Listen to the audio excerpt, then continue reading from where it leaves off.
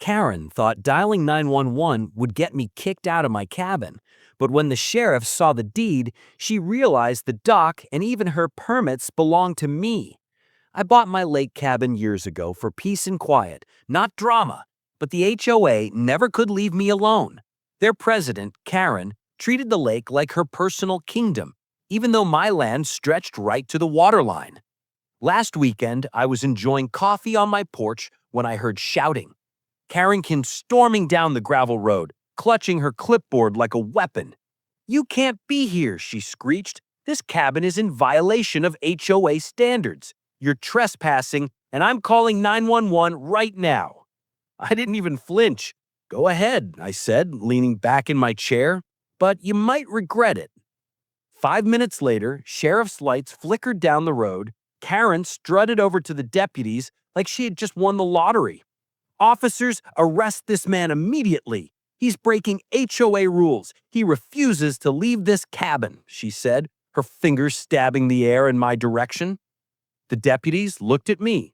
"Sir, you got any proof of ownership here?" I pulled out a thick folder from inside the cabin and laid it on the porch railing.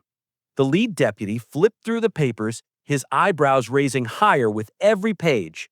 Finally, he turned to Karen. "Ma'am, according to these deeds, this cabin sits on his land. In fact," he paused, holding up the paperwork, "he also owns the dock your HOA uses for boat storage." Karen's face froze. That's impossible!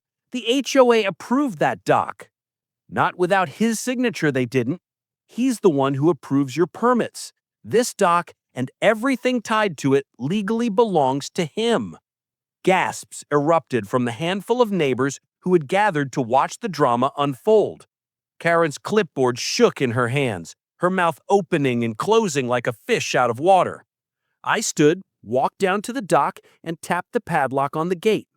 "That means every fishing tournament, every summer event, every HOA boat rental, all of it runs through me.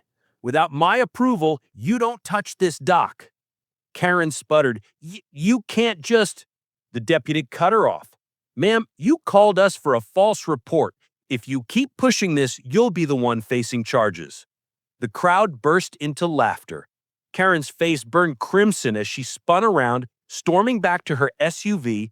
The sound of her slamming the car door was almost as sweet as the lake breeze. That night, I sat by the water, watching the sun sink behind the hills. My cabin stood tall, my dock silent and secure. The HOA had tried to use 911